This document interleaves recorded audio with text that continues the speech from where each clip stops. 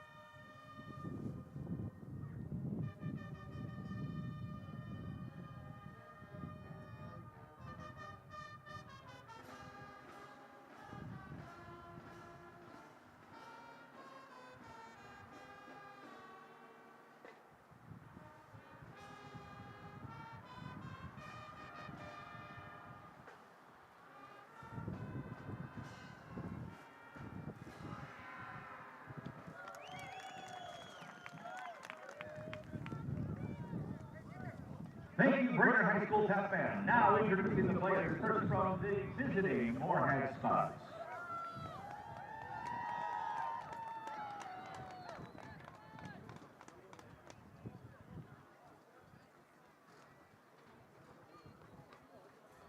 Number 2, Owen Stiegels.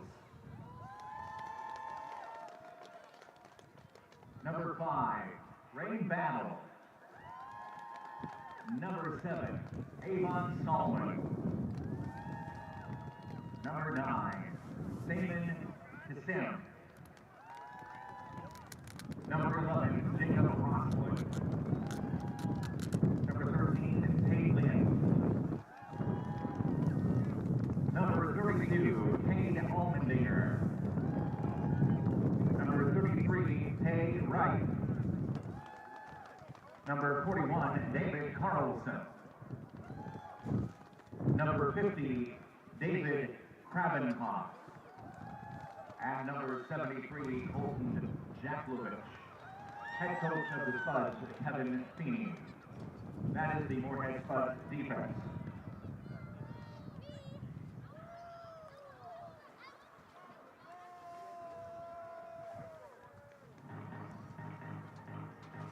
Now, introducing your Brainerd Warriors. Introducing our defense today, number 7, Nate Herkenhoff. Number 11, Brandon Stark. Number 12 is Chad King. Number 16, Ben Graham. Number 17 is John Hagan. Number 33, DJ Tompkins. Number 41, Ryan Kennedy. Number 42 is Dylan Gross. Number 54, let's hear it for Shane Carlson. Number 56, Mitchell Wind. And number 71, Asher Ford. Head coach to the Brainerd Warriors, Jason Creed.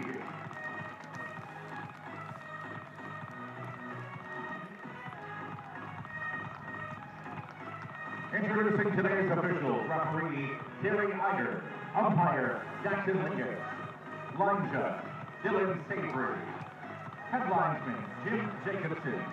Back judge, Bill Kirshner. Thank you to the officials for their efforts. Let's show our appreciation.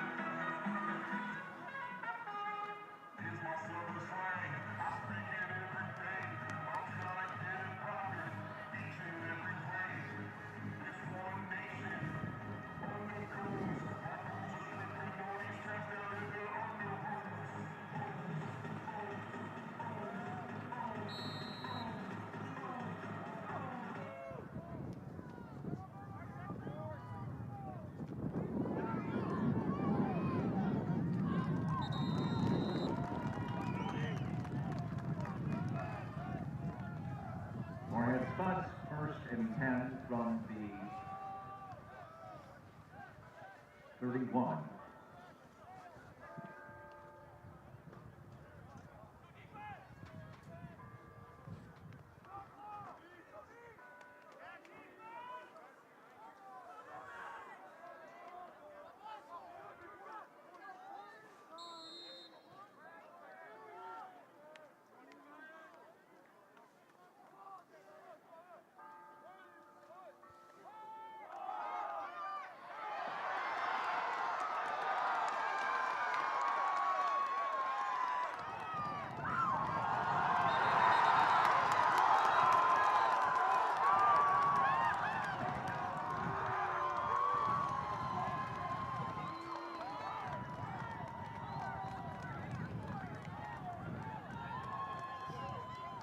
Dinger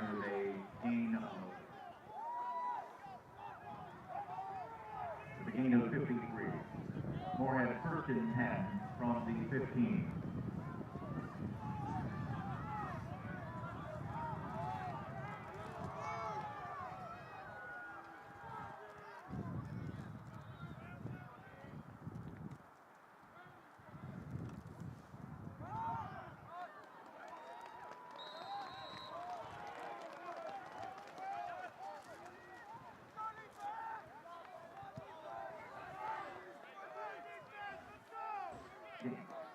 Rich with a gain of 3 for Morehead. 2nd and 7 from the 12.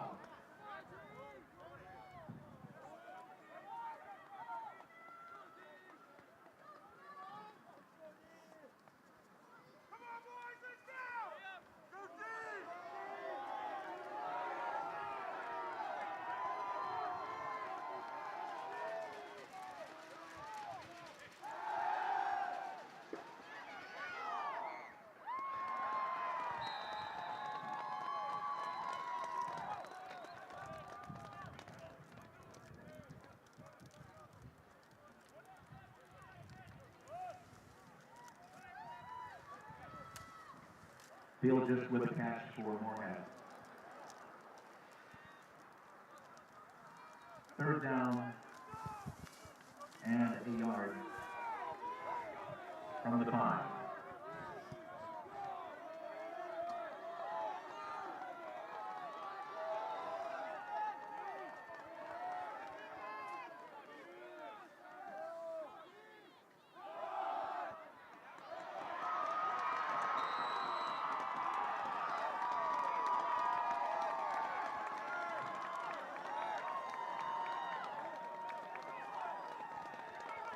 Moorhead touchdown, number 32, Cade Allmendinger.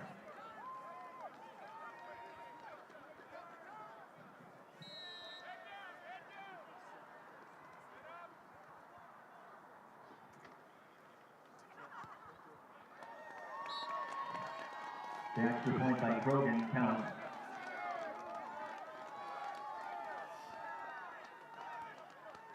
Warriors 0, Spuds 7.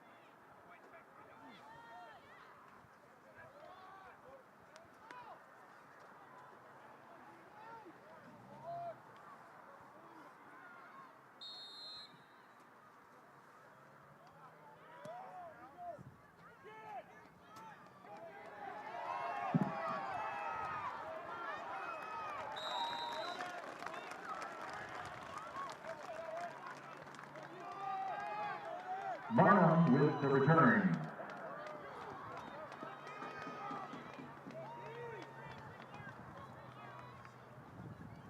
Brainerd Warriors 1st and 10 from the 37.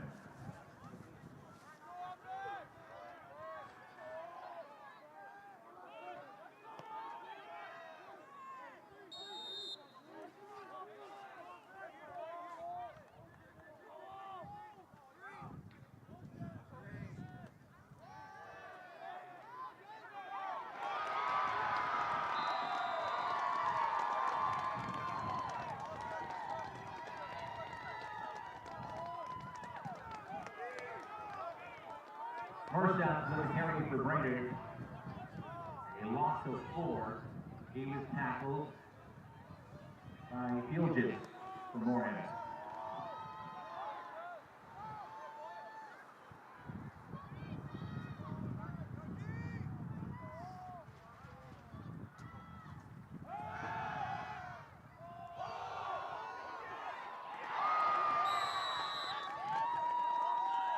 Passing complete. Intended for Moorhead. 3rd and 14 from the 33.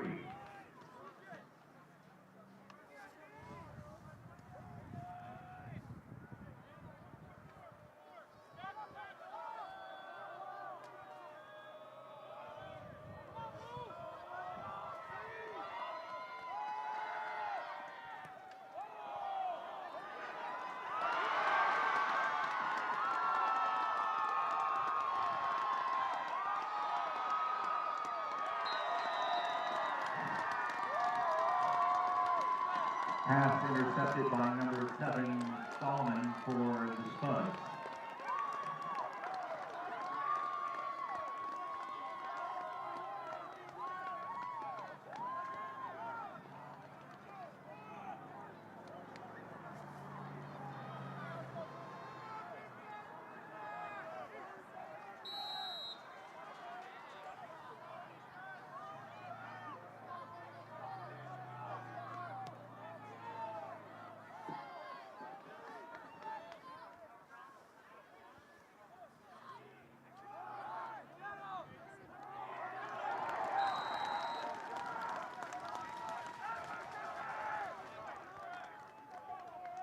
Carried by Rich.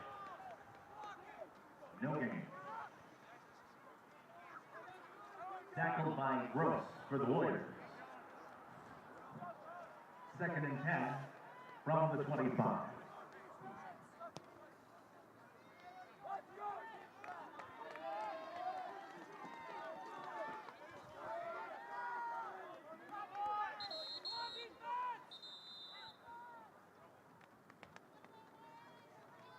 Timeout, Moorhead.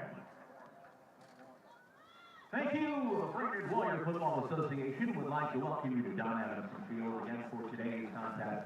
Thank you to the many sponsors and volunteers that support Brainerd football and the Warrior Way and Warrior Pride. Check them out in the 2023 Media Guide program, available for free at each entrance. The mission of Brainerd Football Association is to support the Brainerd football program. This support comes in the form of financial and in-kind contributions and the volunteering of time to further the principles of the Warrior Way. Brainerd football apparel is available until the end of halftime today. Everything is 20 to 25% off today. The BWFA tent is open near the north entrance.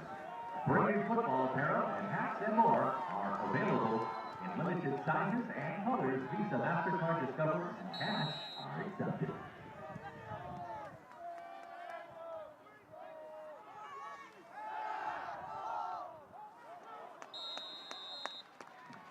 Pass incomplete.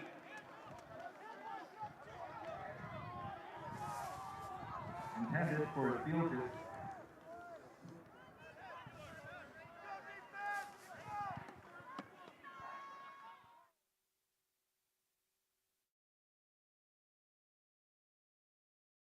Spuds in Brainerd in section semifinal play started things out in a big way. Started out real good after the kickoff, a big 52-yard run by, excuse me, by Kate Allmendinger, and next thing you know, Spuds are on fire.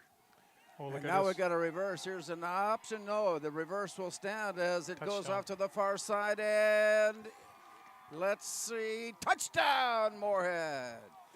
Spuds are on fire as they grab a 13-0 lead. Yeah, nice little double reverse. Started out with a pitch to Kate Allmendinger. He pitched it back to Rufus Kermy.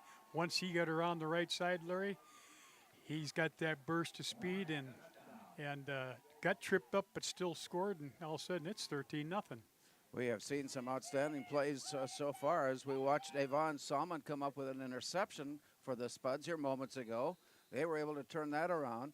And now the Spuds are going for the point after try from Keenan Krogan. It's on its way up, and it's on its way good. We'll stay here as we transition from college football to high school football as the Spuds grab us 14-0 advantage. I got to figure out which game I'm supposed to talk about because I was listening to the Cobbers too.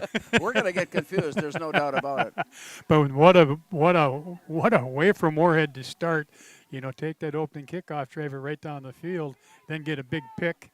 And then in 4 plays, score on what I call a sudden change from the 28. So they had a 25-yard touchdown drive.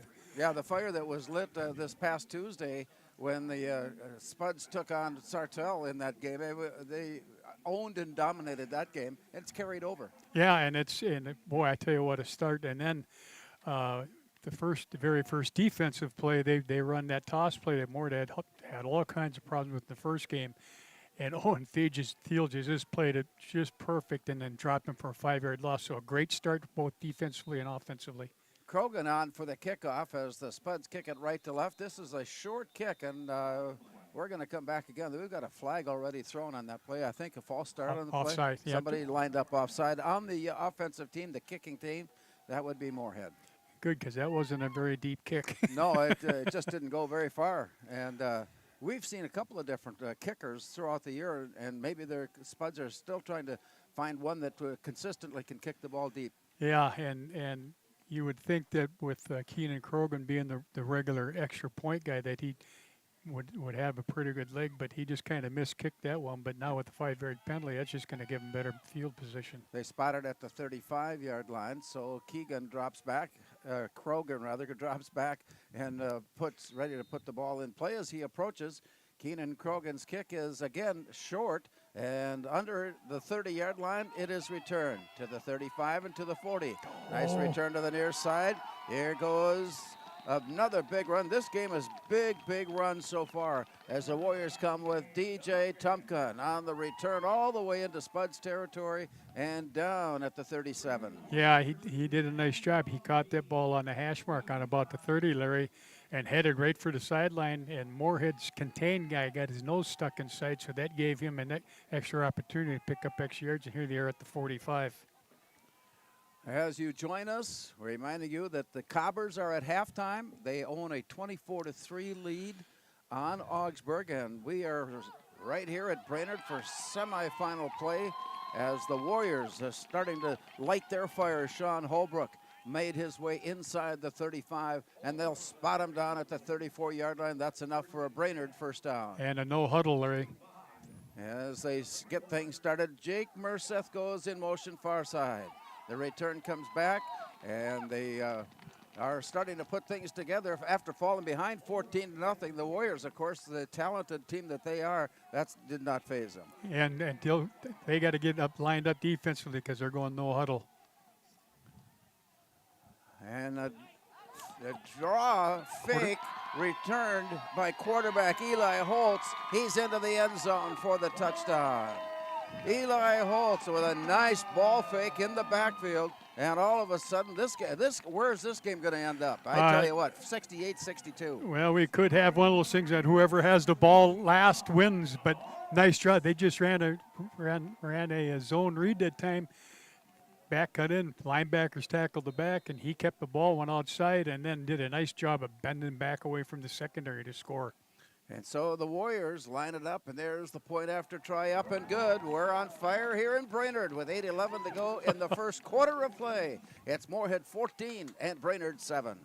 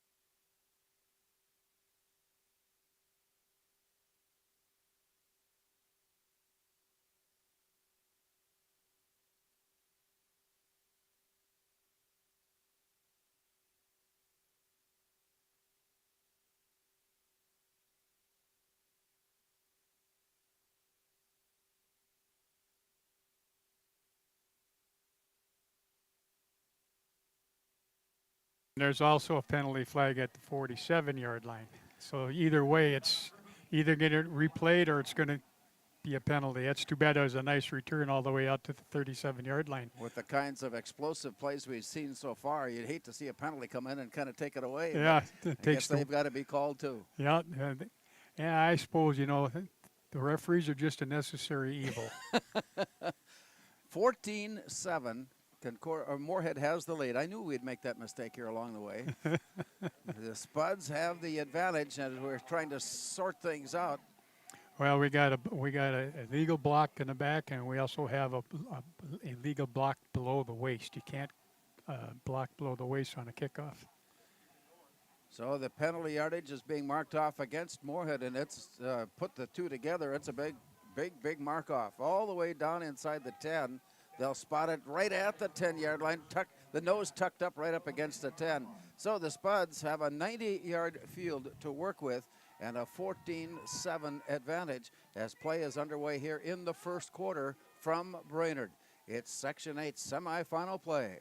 As the Spuds line up, Jet Feeney with the man in the backfield turns and hands off, and the Spuds, again, he was one half step away from breaking loose. Yep. Spuds have spotted something in Tay Rich and with Madison Sua and with Kate Allmendinger. I think that if this proceeds from here on, we're going to see some yards gained on the ground. And Moorhead does need to run the ball. That's too bad. He was a half step away. They ran that little trap play on the left side, and just as he's getting ready to break it outside, the linebacker on the backside snuck through and grabbed him by the waist.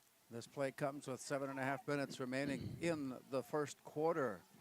Again, the Cobber football team is at halftime, and they lead at 24-3 in Augsburg. We'll continue to update there as the play goes up and over the top. It may be overthrown. I believe it is. As Rain Battle, the intended receiver, it just was overthrown and out of play, and that brings it all the way back to the 10-yard line where it is 3rd and 11. Yeah, and I think Coach Feeney really liked that matchup. They went trips left, had Rain Battle on the right on his own, just ran that deep fade that they like to run, and he just barely overthrew him. He had about half a step. He threw it outside, but just a little too far. This is number 2, Brainerd, against number 3, Moorhead. Meanwhile, number 4, Bemidji, on the road at number 1, Alexandria. in semifinal play today. The two winners will meet on Friday for the section championship. Here's a quick toss near side. The catch is made. Just did manage to hang on. DJ Smith struggling his way forward, and finally the forward motion at the 20-yard line should be enough. It's going to be real very, close. very close to a first down. Yeah, they moved it. Chains have been picked up. Chains are moving ahead. He is so strong, and all he did was ran a quick slant, and the ball was delivered perfectly, you know, so he caught that thing on the run. And then he has a way of just breaking tackles and slipping and slurming. He's strong. It took 3 people to bring him down, but he knew where that first down mark was. And not only did he know that, but the fact that he hung on to that, all that pressure that was being applied to where the ball was cradled, and more often than not, that's going to get stripped away, but DJ Smith hangs on tight. Good, strong hands. So Jet Feeney, pistol formation, receivers right and to the near side. Good dance to the, now another penalty flag down, and Spuds are hurting themselves in a big, big way here early on. Yeah, and then we're going to get a holding call on the outside. The backside guard, when he pulled around, he reached out and grabbed the linebacker. So unfortunately, I'm pretty sure this is going to come back, Larry. Kate Allmendinger put on a nifty move at the line of scrimmage. He a ball fake right, danced left, and moved upfield, but he had a little help along the way, and the penalty will take the ball back inside the 10-yard line, spotting it at the 9. Where again they'll replay first down. Yep, and that's just too bad. It was a nice run. It was for positive yards too. Line to gain to 30, so this is 1st and 21 for the Spuds with their backs up against their own goal line. Here's Jet Feeney, swings off to the far side. Screen pass set up. He dances his way loose. DJ Smith, they like the way he catches. They like the way he runs. And DJ Smith had positive yardage, but it still leaves a long ways to go. Yeah, but he got about 9 yards of that 15-yard penalty back, so makes it a little bit better. But 2nd 14 still a long way. 5:48 to go here in the first quarter of play. At the end of the quarter, we'll be taking a break from high school football and rejoining the Cobbers in their struggles with Augsburg this afternoon, as the teams are in the halftime locker room there. Concordia leading 24-3. As play is back underway here, the Spuds go with 3 receivers to the near side. Clock will, and he is running 2 seconds, 1 second. They got the play away just in time as Jet Feeney whistles one out to the far side. He threw it at the ankles, and there was no way of catching that one. Rain Battle couldn't even dig a deep enough scoop to get underneath that one. Yeah, he had to reach way back with a big grain shovel to catch that one. But it's too bad because he was open to. He just ran a little 5-yard out, which would have actually about a 10-yard out. And Mr. Feeney just didn't get any mustard on the ball on that one. Yeah, he also threw it in a place that if his player didn't catch it, nobody else was going to either. Coach Feeney caught it on the bounce. He's had good hands in his playing day. Yep. So the Spuds facing 3rd and 14. 3 receivers near side. Here's a quick bubble screen set up. And the play run across the 20 to the 21. And on the play, Rufus Kermey did advance the ball, but nowhere near enough, so it brings up 4th down. And on a rare occasion, we're going to see the Spuds punt team on the field. Yeah, first time today, and hopefully not many more times, but it's too bad. Ran that screen, and he chose to come back inside. And there's too many Brainerd Warriors inside. He needs to keep that thing outside where he can get a better one-on-one. Moorhead scoring on its first 2 possessions. Brainerd scoring on their lone possession.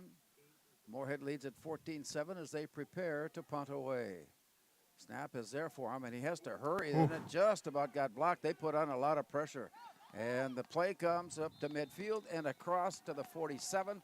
And from there, it'll be first down for the Warriors, who get excellent field position for this drive, showing an offense that is able to move the ball virtually at will when it's on task. Yep, and it's one thing the Spuds really need to look at is not look at what they needed to work on in practice all week, I'm sure, is that they need to stop Brainerd's run, because if they can make them throw the ball more, they're not as dangerous when they can't, but they really got to figure out a way to stop the run.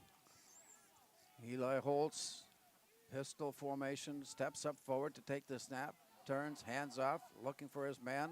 Nice strong running forward by Sean Holbrook, who muscles his way to about the 41-yard line. That's a 6-yard gain. Yeah, and he carried some Spuds players with him, just running that inside zone play that they run, and he broke the initial he was contacted right at the line of scrimmage, but he broke that first one, then pushed the pile a little bit. Give you an idea of how these teams fare up. They have met once during the regular season. Brainerd getting the win in Moorhead. 28-20 was the final there. Uh-oh. As the play goes off to the far side, Drew Wood. It looked like, or was it Holtz the quarterback? That's Holtz the quarterback. The quarterback on a keeper off the left side and all the way to the 39-yard line. So a short gain of about 2 leaves the Warriors now with a 3rd down situation, needing 2 more to keep the drive going. And I'm without a doubt, this is 4 down territory. They only need to get half of it. But again, just running that inside read, and he pulled it and tried to get around the corner, and Moore did a better job on that one. So on 3rd down, Warriors loaded up in the near side. There's the play, and twisting forward, Sean Holbrook. He didn't get it initially. Rain Battle was there to slow him down, and then he spun out of the tackle very close to the first down, but short yet by about a yard. Yeah. At the line to gain is the 37, scrimmage line, the 38. And loaded up in the backfield. Here's the turn and the handoff, and he tripped but managed to fall forward. And let's see where they spot him. That's the most crucial part of this spotting, and the chains will be picked up here. He had that one by a good solid yard on the make. Yeah, that was power eye that time. That's the first time I've seen him in that, and they just ran what I call 2 smash, where the deep guy gets it, and you got 2 fullbacks leading up, and he cut it back and got just enough for the first down. The receivers now load up on the far side, and stepping off to the side in the backfield, Sean Holbrook. Here's Eli Holtz on the keeper. He turned to look if he might be able to get the ball back to Wood, or to Holbrook rather, but he wasn't open. He hung on. The Spuds defense catches up to the play after a gain of 5, and it's 2nd down now, 2nd and 5. Yep, came out and ran speed option to the left that time, and Moore did a good job of taking away the pitch part, and he cut it back behind, and the secondary had to come up and make that play. Nolan Johnson, wide out near right side. Back, and Holbrook on the carry. He breaks a tackle and breaks loose down to the 20, still on his feet at the 19-yard line before he's upended. And the Warriors have come storming back and are putting themselves in position before the end of the first quarter to tie this game up. Currently, the Spuds lead at 14-7. We're inside 2 minutes to play. Yeah, and all that was, again, inside zone play. He gave it, and he made a nice jump cut, which forced one of the more linebackers to whiff on the tackle. Then he got great yards after that. Sean Holbrook in motion near side. Here's the reverse. And Merseth on the reverse was there, and he got hit just as he got the football in his hands. It falls to the ground where a fellow line mate is there to hang on and recover the football. Yeah, I tried to run that little reverse where they faked the pitch and then give the hand back on it, and he lost the handle, and Tate Lynn had it for, looked like just a second. That brings us closing in on the 1 minute mark here in the first quarter. As the snap is back, rolling near side, looking for the option. Eli Holtz manages to hang on. He's grabbed and brought down. The Spuds were there to make the play. And Holtz on the carry all the way down to about the 10-yard line. First down. So I think it's going to be 1st and goal, Larry.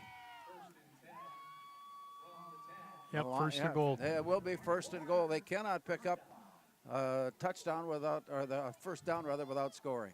Yep, and that was just speed option to the right again, and he did a nice job of finding a little seam there to get the first down. Well, your game plan early on was that the Warriors would be strong in running the football, and the Spuds would be challenged by that, and that's held true. Yep, and they want to run the football. They do run the football. They're real good at running football, and they just got to tighten up a little bit more, especially the linebackers are overrunning the plays a little bit. They got to slow down. Warriors up to the line. They'll get another play off before we switch ends of the field. Another point after try from tying the game. Sean Holbrook blasting off the right side of his line and into the end zone. Yeah, that's exactly what it was. They were in that power eye again, and they just bring that whole committee in there, the I-back fullback and the wedge fullback, and they get up and create a path, and that's tough. And Moorhead was just trying to get into a 6-man front and didn't quite get there. Here's the point after try as he steps it off to the back and then forward with it. The hold from Eli Holtz, and here's the approach, and the kick is up, and the kick is good. And with 6 seconds to go here in the first quarter of play, it's all tied up. Moorhead 14, Brainerd 14. Wow.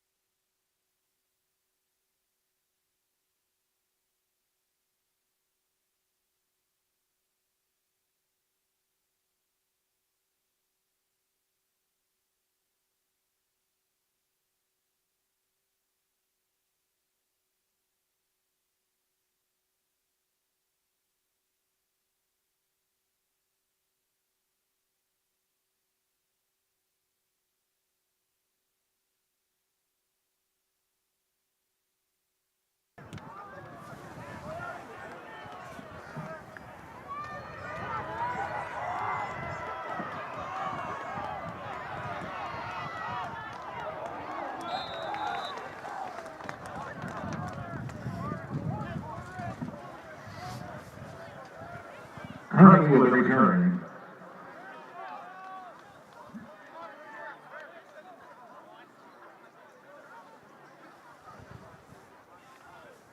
At the end of the first quarter, we're tied at 14-14.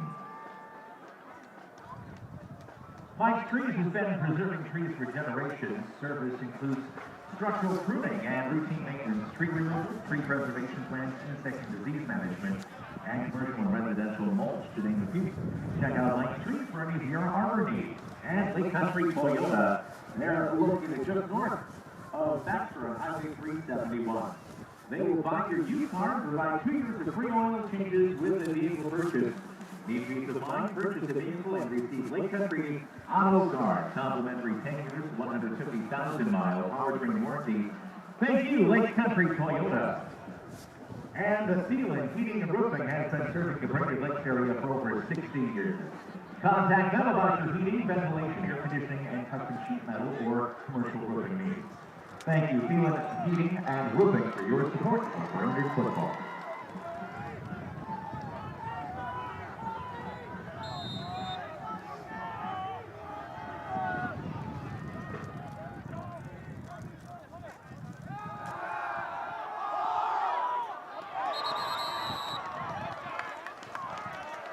Pass completed out of bounds.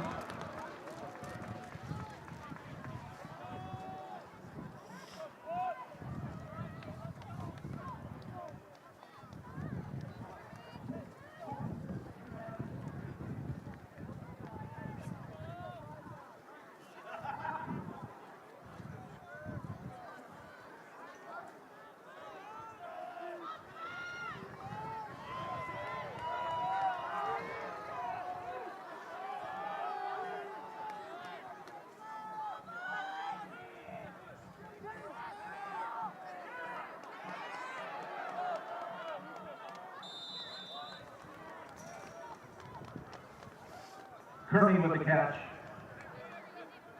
Gain of 8.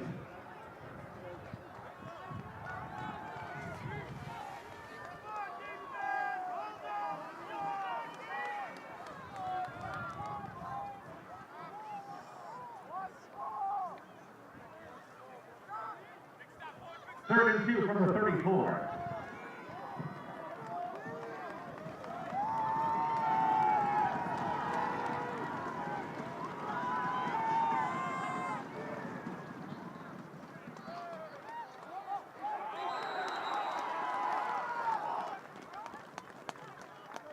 Allmendinger with the carry.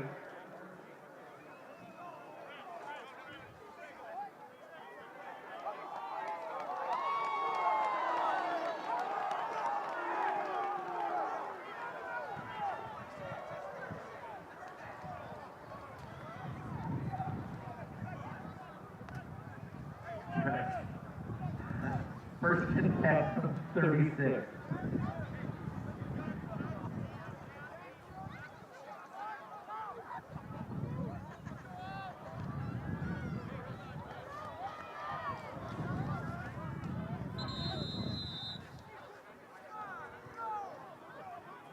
Title, Moorhead.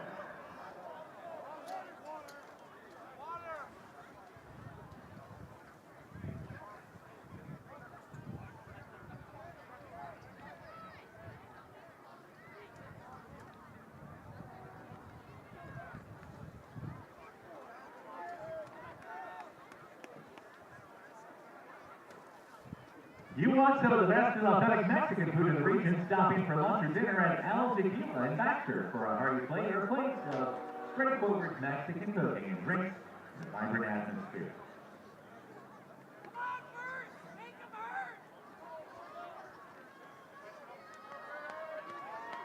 First and 10 from the 36.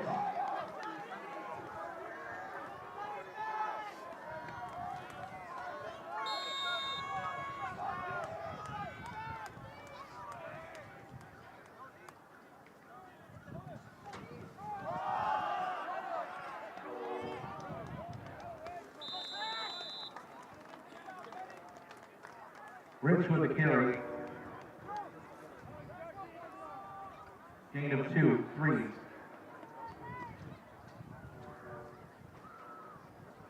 Second and 7 from the 39.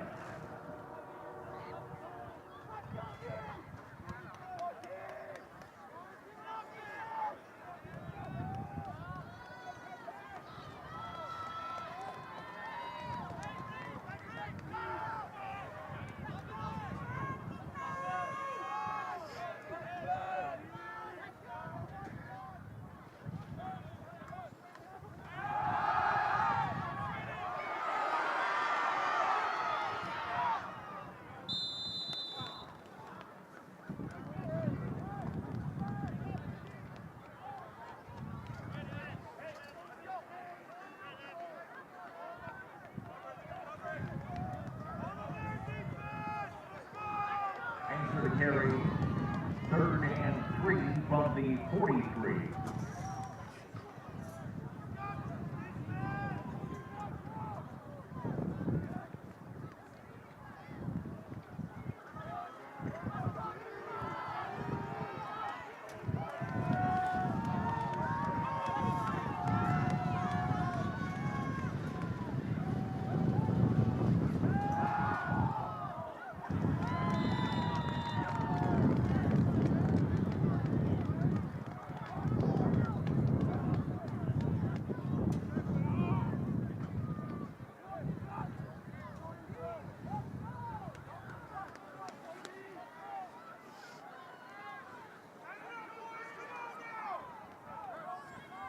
Moorhead first and 10 from the 48.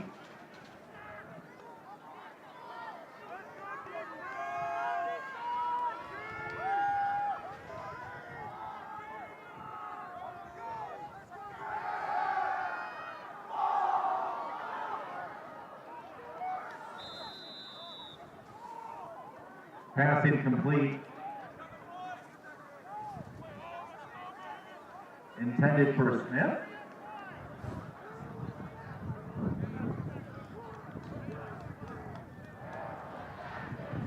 Second and 10 from the 48.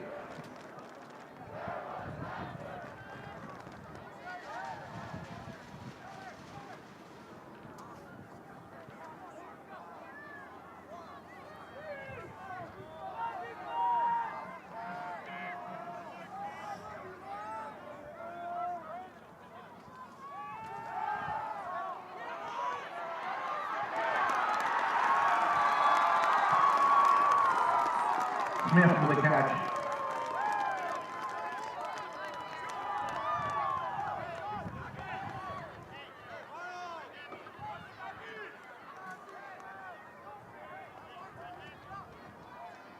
Third and 9 from the 49.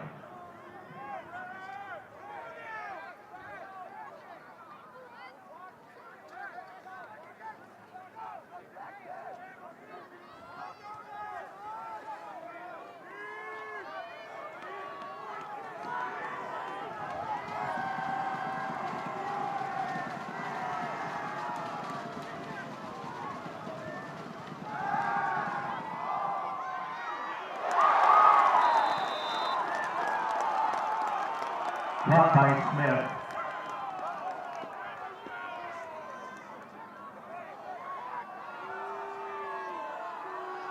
Flag on the play.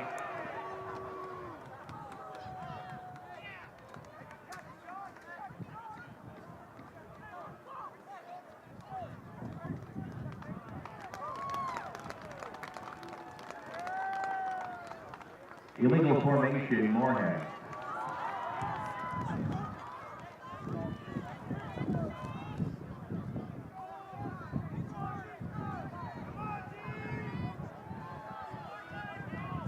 Third and 14 from 44.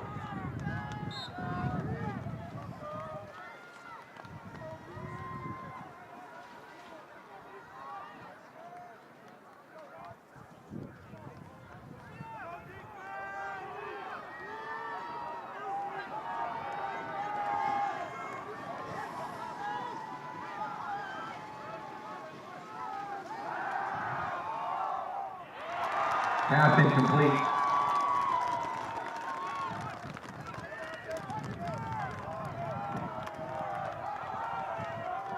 Intended for Mack.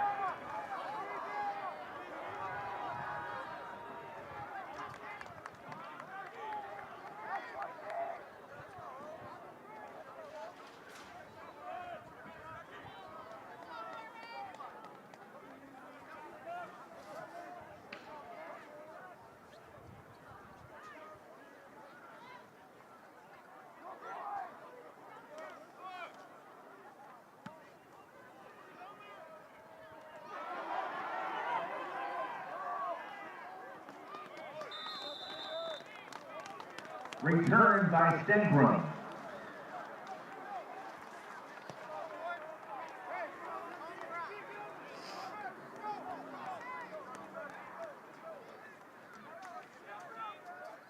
First and 10 from the 35. Have you seen the new Baxter Elementary School? Well, that's the work of our sponsor, High Tech Construction, leader in construction and architecture in the Brainerd Lake area. Thank you, High Tech Construction, for your support of Brainerd football.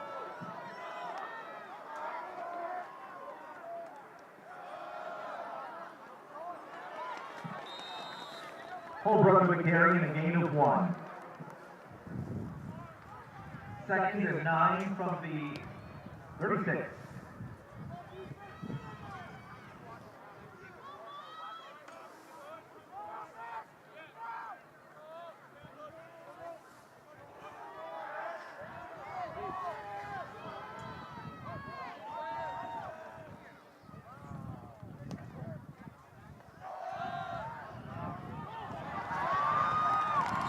Holbrook with a carry.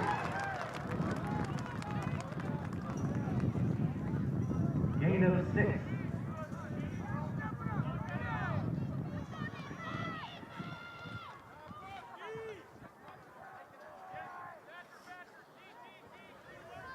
Third and 3 from the 42.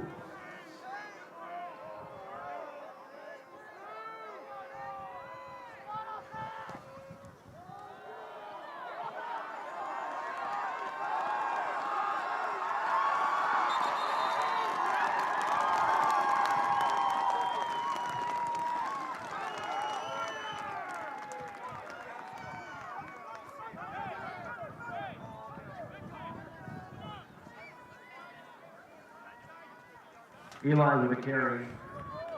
First and 10 from the 42. That's another Brainerd Warrior first down.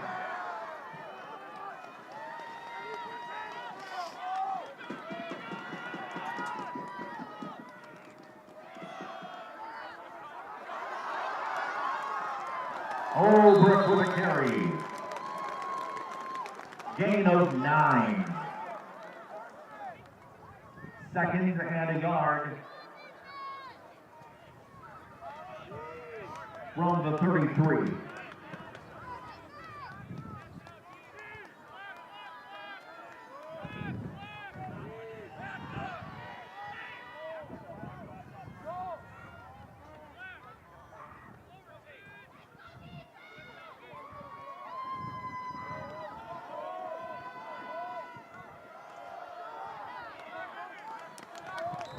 Holbrook with a carry. With a gain of 3.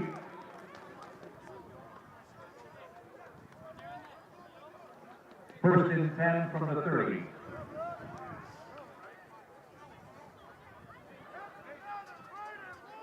That's another Brainerd Warrior first down.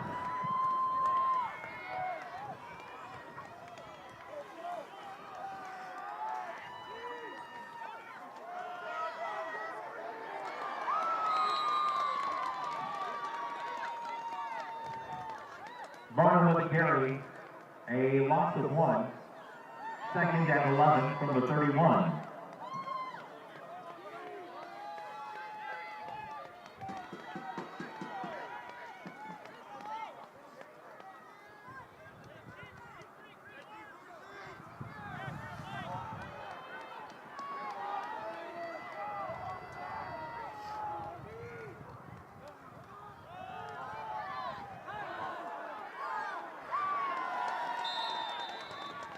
Barnum with a carry and a gain of 2.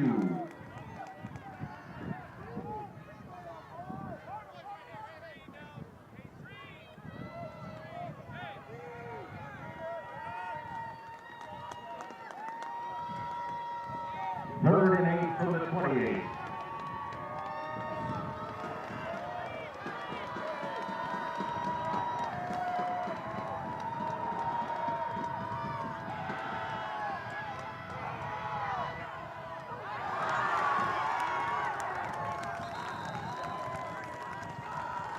Moorhead with the reception.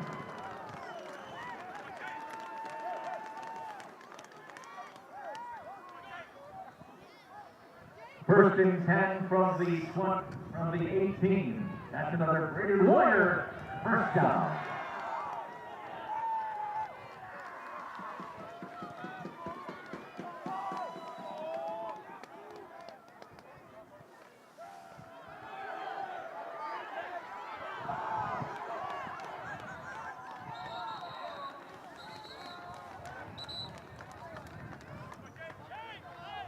Moorhead with the carry.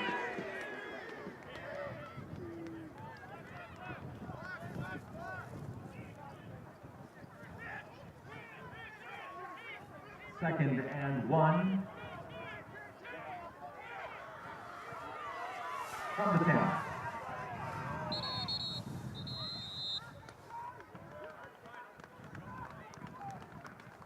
Timeout, Moorhead.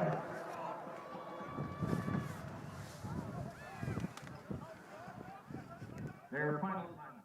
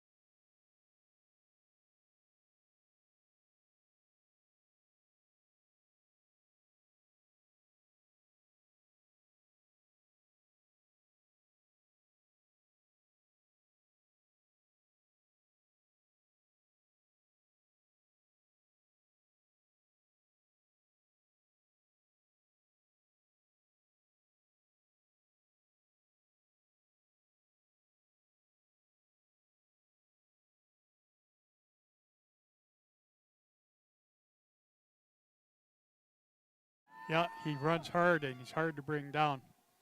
That sets up a first and goal situation for the Warriors. Holtz goes off to the far side, trying to get to the edge.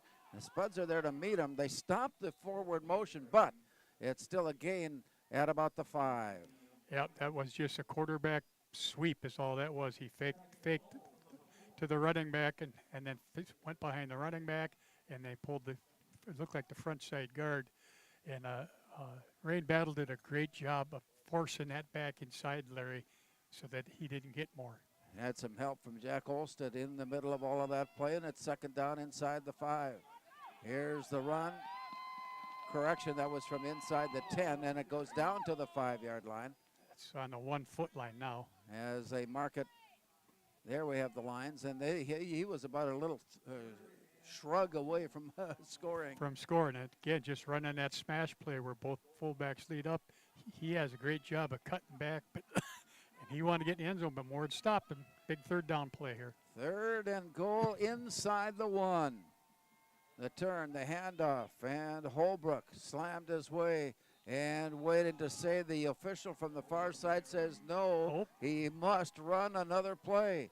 It is 4th and less than a yard. I tell you, David Krabanoff that time, Larry, from his defensive spot as a defensive tackle, did a great job of getting through the gap and catching him by the ankles. Then he got a whole lot of help after that, but that's a nice job by Krabanoff. One of the more exciting situations in all of sports is the goal line stand. Absolutely, and this is a big goal line stand, 4th and about 1.5 feet, and Brainerd decided they want to talk about it. Well, I would think I would want to make sure that I've got the right people on the field, doing the right thing to make sure that this thing punches in.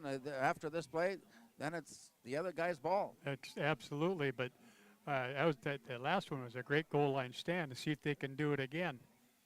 So what is your play call on a situation like this? Well, from what they run, I can almost see him running that quarterback sweep around the right or left side again, where he fakes it, and then just they got that whole committee out in front of him. He's got decent speed to the edge, and then plenty of strength to go along with it once he gets there. Yeah, and he also does a nice job, what I call feathering, where he kind of feathers and waits and waits and waits, and then all of a sudden he finds a gap and gets through it. Minute 40 remaining.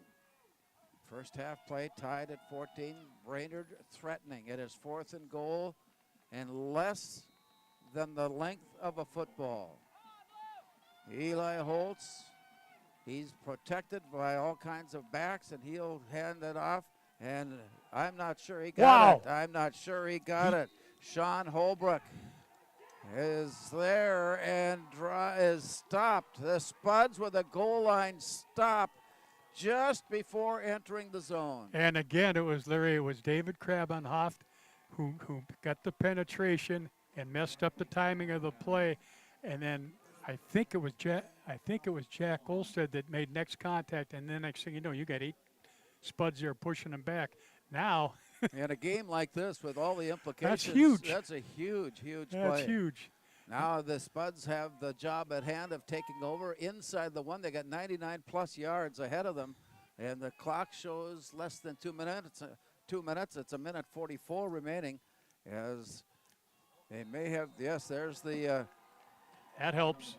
5 yards will help out a little bit, as the Warriors were anxious to get into the backfield. They saw a chance to maybe get a safety out of this whole thing, and then got caught offside. Yeah, and now Moorhead with 1:42 to go. They don't have any timeouts left, so it's going to be interesting to see what they do here.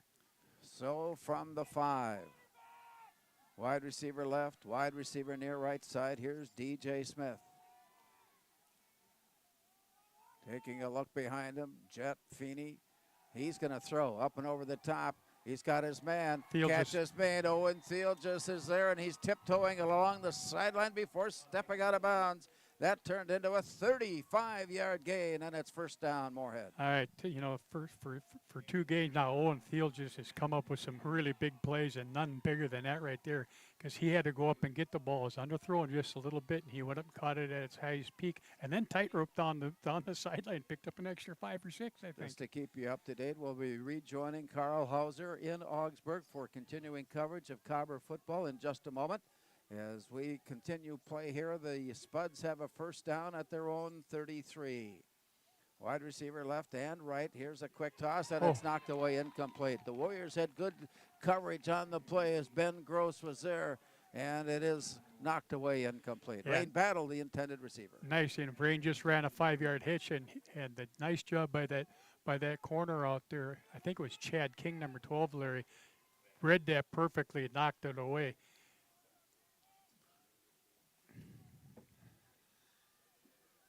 Clock stopped now at the 1:33 mark. Game tied at 14. Spuds trying to take advantage now of a goal line stand just moments ago. Back to pass, Jet Feeney. Quick toss. He's got his man open. Rain Battle. Can't struggle his way out of the tackle, and once again is stopped on the far side by John Hagan. And with that play, it brings up third down. Yeah, and he tried his hardest to get out of bounds. He just ran a quick hitch, and See, I think the Warriors are going to take Yep. a timeout. They've Yep. got a crucial play here, third down situation. Absolutely. Moorhead wants to at least put themselves in position to capitalize on a fourth down play Absolutely. and see what they can come up with. A moment ago, we saw the timeout taken with a 4th and goal, and the stop was made. So Yes. it's important to get the right call on the field at the time allowed. Well, this also gives Moorhead a little time to regroup too and see what they want to do, because, you know, with no timeouts, but with their ability to make a quick strike, you know, just about anything can happen here, and they're in that part of the field where it could happen. Once again, a reminder, we'll be rejoining Carl Hauser momentarily. We've got 1:15 remaining here as the Cobbers have built up a 27-3 lead on Augsburg at our last reading, and we'll be catching up on that here momentarily as the Spuds face a third down play needing a full 4 yards.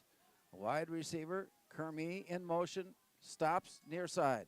Here's a quick toss, screen pass set up. Rain Battle looking for some room. He ducked his way forward, and he is very close. Let's see where they spot him. And quite frankly, they're wasting no time at all, knowing that it is enough for the first down. Spuds are quickly right up to the line, ready to play with a minute and clock running. David Mack sets up as a receiver, far left side. Back to pass, and a quick look again. He's got his man, DJ Smith, but he was turning upfield, and he didn't have the ball. Yeah. And it fell right out of his hands. Yeah, it's the old peekaboo route. He just ran basically a real shallow slant, slowed down. He turned went it. peek, and the ball said boo. Yeah, exactly. The old peekaboo route, son of a gun. So from the 43-yard line, it'll be second down for the Spuds as they head towards midfield. And the clock will get underway now with 54 seconds remaining. And as the Spuds take a look, 3 receivers wide out left, 2 receivers near right side, shotgun formation. Back to pass, looking right all the way this time for Rain Battle. He's got the first down, and they will take a moment to move the chains ahead. The Spuds are already with a play call. They know what is about to happen, so they're quickly up to the line and ready to go. The clock continues to run along as it drops back, and Jet Feeney again has his man open. It's Rain Battle on his way to the near side. I'm trying to get out of bounds. I'm not sure he did, but he did pick up a first down. And that brings our clock down to the 35-second mark. Well, we can't be complaining today about all kinds of anticipation as to the play calls. Yeah, this is fun. Holy Toledo. And I think we have Rain Battle's down. An injury, or at least a shake-up in the play. And so the Spuds are coming over to the near side to take a look at Rain Battle. He was involved in the last 3 plays, either a receiver or blocker, and now has been he's just shaken up a little bit. Yeah, shaken up a little bit. There was a whole host of Warriors around him when he got hit. There he's up. But he just needed to get his breath back. Yeah, he's got it back because he's walking off just fine, but he must leave the game for this one play. But nice job by Rain on both these last 2 plays. He knew where their first down marker was and got to it. This play will get underway with 33 seconds remaining. 33 seconds remaining in the half. Game tied at 14.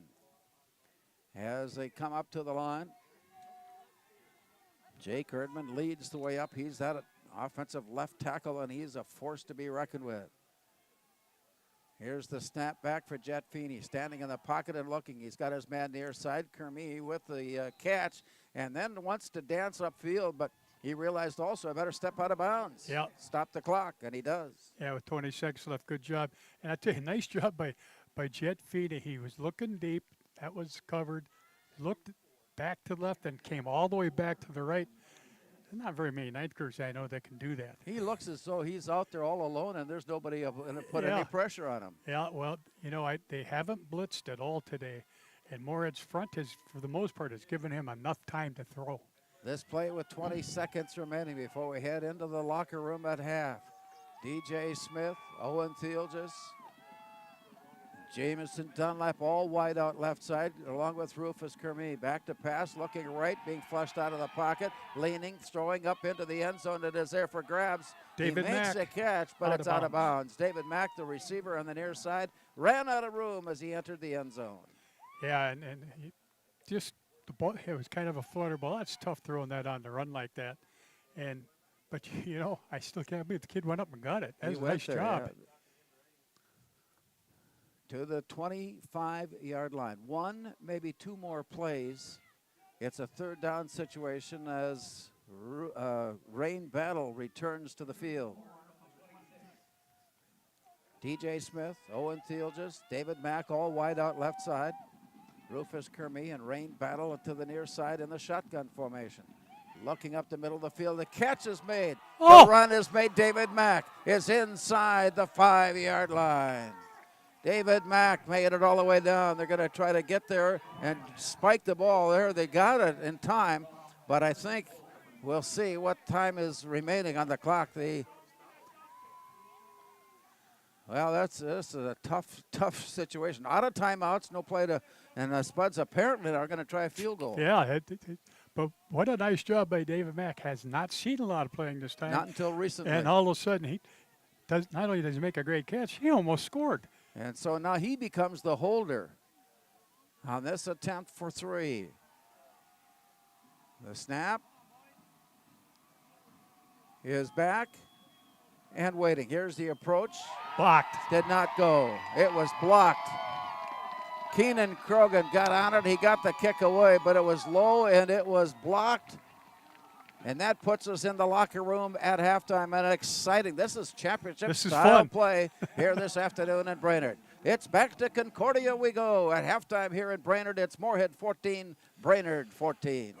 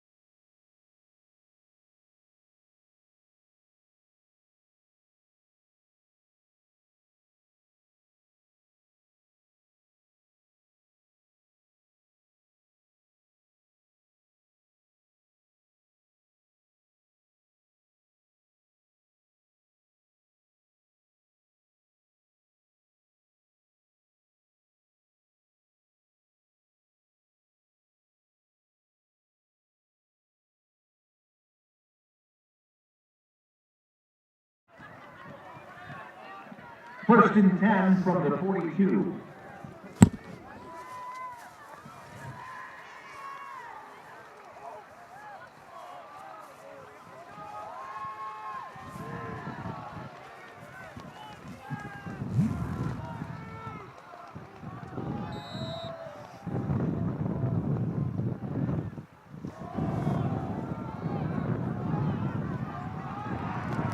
Holbrook for the carry.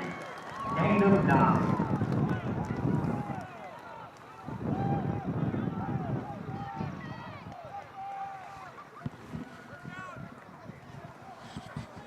Second and a yard from the 49.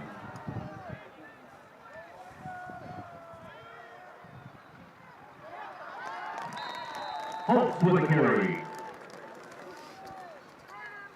With a gain of 6. First and 10 from the 43. That's another Brainerd Warrior first down.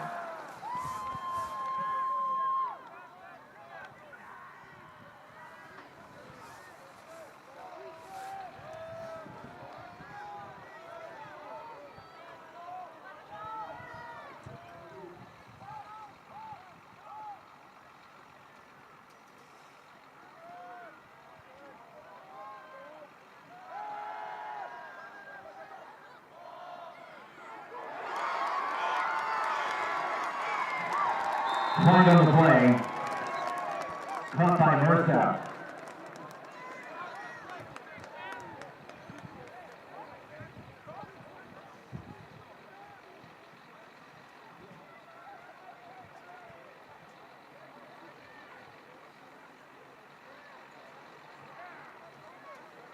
Face mask against Moorhead.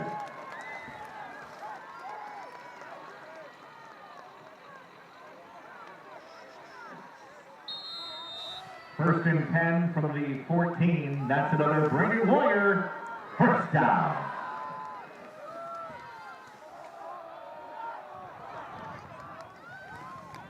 Holbrook on the carry.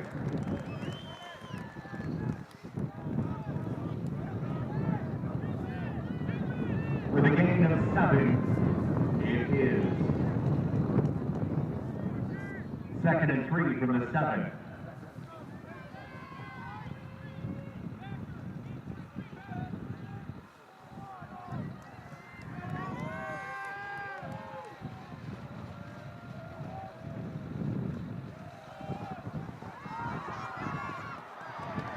Holbrook with a carry for a loss.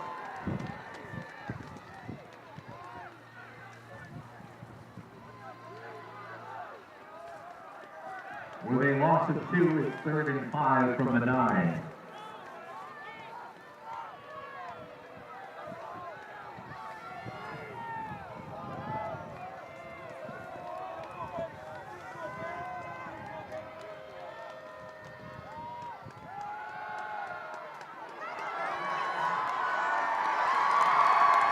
Warrior touchdown! Scoring for the Brainerd Warriors, number 2, Eli Holtz.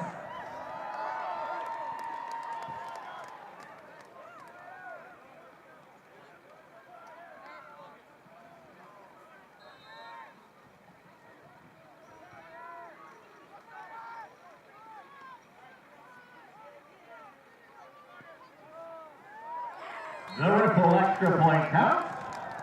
Brainerd Warriors 21, Morehead Spuds 14.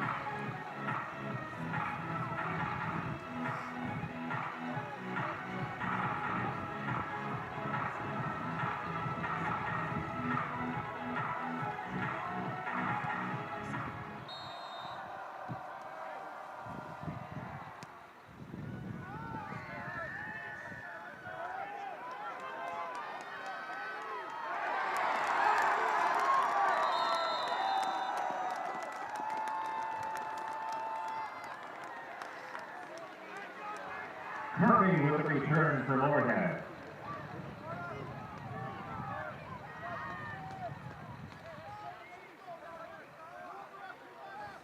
Moorhead first and 10 from the 18.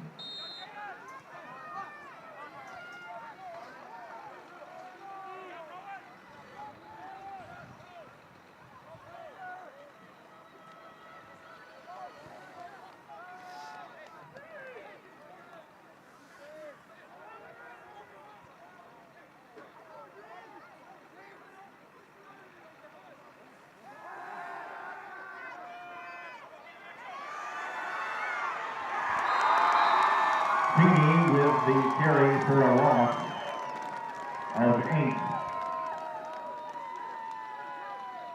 Second and 18 from the 11.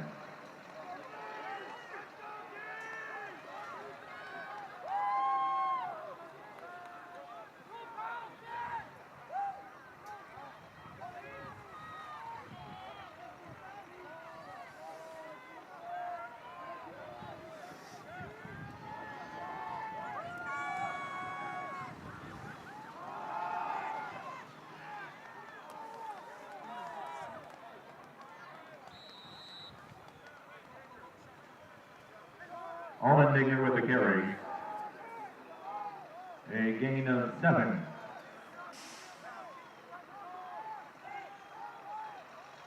Third and 10 from the 18.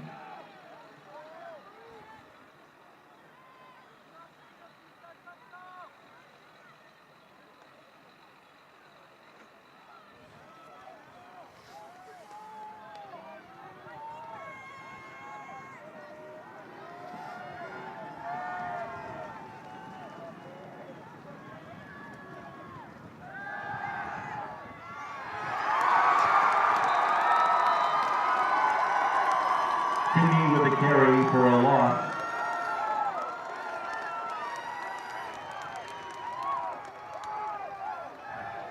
Brought down by Carlson for the Warriors. 4th and 18 from the 10.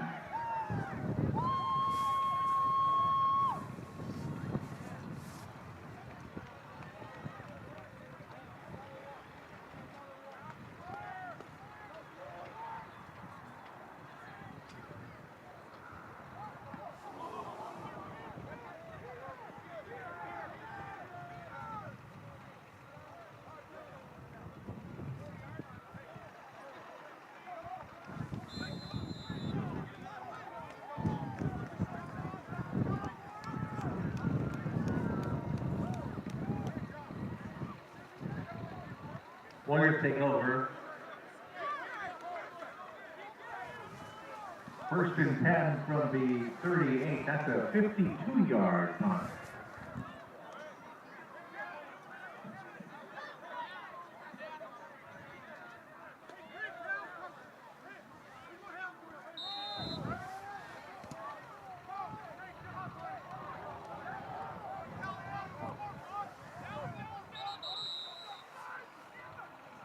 Flag on the play.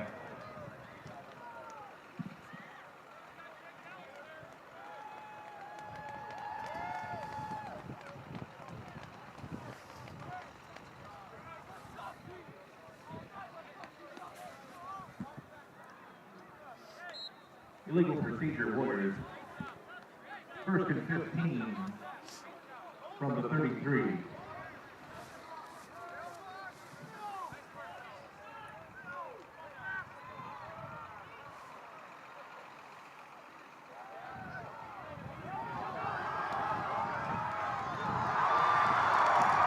Holbrook for the carry. Gain of 17.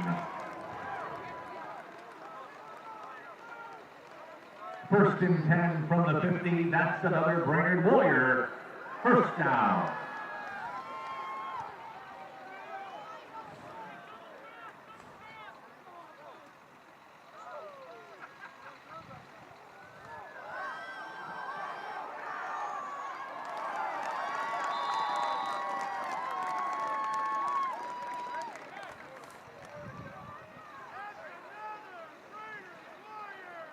Moorhead brings it up to the 40.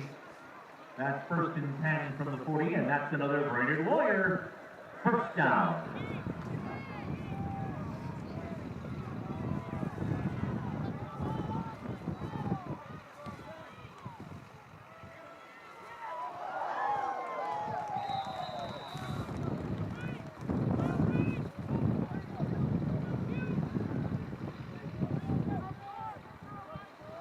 Holtz with a carry.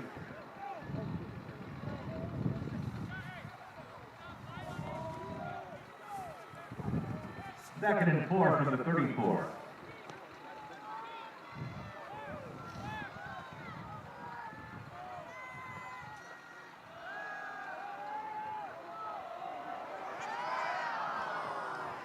Pass intended for Moorhead, incomplete. 3rd and 4 from the 34.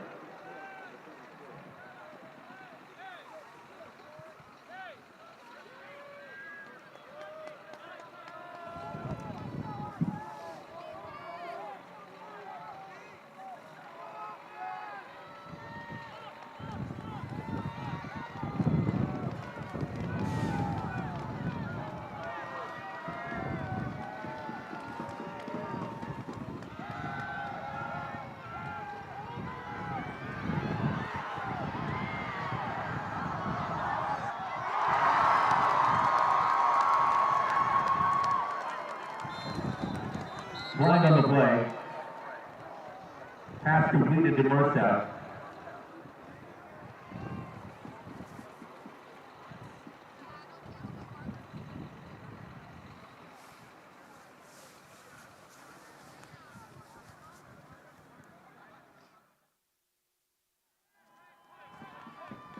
Ineligible player.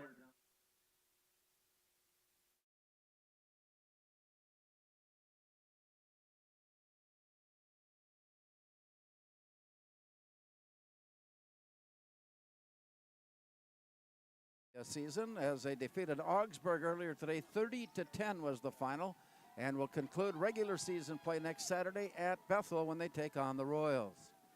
Here's Eli Holtz, standing in the pocket and looking. He works his way loose. He's got enough speed to get away, and then is caught just as he turned off the angle and was there. Holtz on the run, and the stop was made, but not before a big gain and a first down. Isn't that something? He was actually running a sprint out to the right. He got a little pressure on him. Does a reverse pivot and picks up 18 yards. Unbelievable. He ran it all the way back to the left, Larry. Quickly played third quarter. Still 4.5 minutes remaining. Here's the play on a counter play back to the near side. And with that, Sean Holbrook works his way down near the 16. And that 4-yard gain will leave the Warriors with a 2nd and 7 play. Yeah, and that's just like a little counter play. He fakes the pitch and then gives it to the back, coming back to the left. And Moorhead initially had the defense pretty well, but he always makes one person miss. Merseth and Johnson go wide, far right side. Spuds line up defensively. Here's the play to Holbrook. It comes back to the near side. He watches his blockers and got to the end zone and goes into the end zone for the touchdown.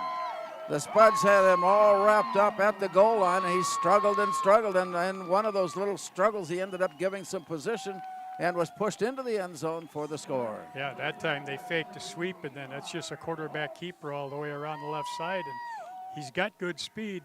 By the time Moorhead realized what was happened, he was on the 2-yard line, and they could stop him.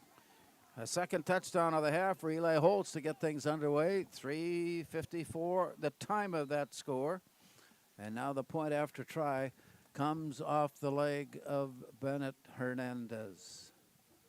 Snap is back, the kick is on its way up, and the kick is good. And a little bit of inspirational meeting in the locker room at halftime. As we enter play the final 4 minutes of the third quarter, it is now Brainerd 28, Moorhead 14.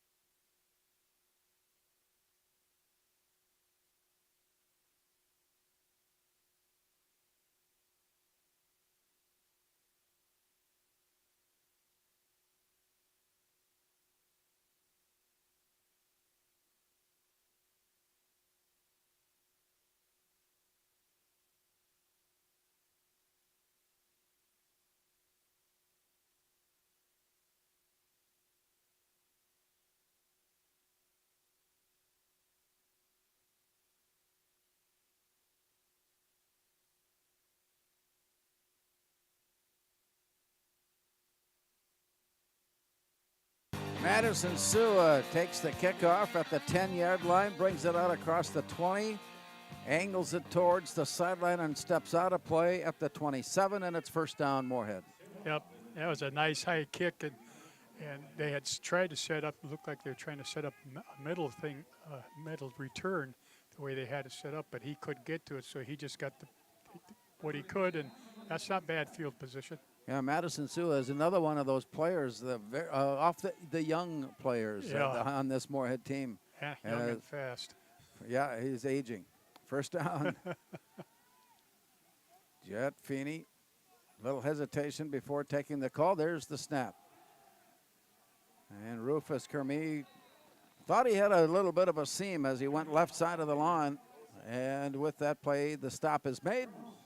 Virtually no gain on the play, and it's second down. Yeah, they were trying to run that zone back left side. Cade was just starting to make his cut, and one of the defensive linemen caught him from the side and dropped him for only a 1-yard gain. 3:20 remaining, third quarter. Brainerd has jumped on the Spuds here to start the second half and lead at 28-14 as the Spuds now try to work their way out of trouble out of the backfield. To the far side, and again the Warriors defending well. Nice job. They had the play really well covered as the Spuds were trying to hook up in an open pass play to Rufus Kermee, and the stop made there right after a loss, and it's third down and 11. Yeah, Brandon Stark is actually a outside linebacker or safety, either one on that side. He read that perfectly and came underneath the block of DJ Smith to drop for a loss, and not very often you see the Bobo screen thrown to Rufus Kermee for a loss. 2.5 minutes remaining here in the third quarter as the Spuds work their way up, and will take the snap at the 27 on 3rd and 11. Back to pass, Jet Feeney over the middle. He's got his man Owen Thiel just with the catch. He's at midfield. He's at the 45. He's at the 40, backing his way along and tiptoeing his way out the sideline, looking. And there must be a flag somewhere. There is. Holding. And that is a holding penalty against the Spuds, and that will nullify that nice catch and run. Yeah, and that's too bad. And that time, Owen was the middle of the trips receivers. He ran a real deep cross route, and Feeney did a nice job of stepping up and throwing a strike to him. Unfortunately, they held. And so the penalty flag has not been a friendly piece of equipment as far as the Spuds are concerned here in the second half. Nope, they've had that it hurt their first drive, and now they got 3rd and 1,000,000. Brainerd had some penalties against them in the first half that seemed to take away their steam on a couple of situations, and now the Spuds are trying to recover in 3rd and 20. Wide receivers to the left, 3 to the near right side as Jet Feeney looks upfield. Over the middle again, he's got his man, and the play is made, but did not get back to the original line of scrimmage. And Rufus Kermee with the reception, but it brings up 4th down for the Spuds, and they'll be forced to punt away. Yeah, and that he was just starting to break open but he had to throw it because Ty, oh my goodness, Jet, got a little pressure, so I think he had to throw the ball a little sooner than he wanted to. Minute 28, clock will run as the Spuds drop back into punt formation.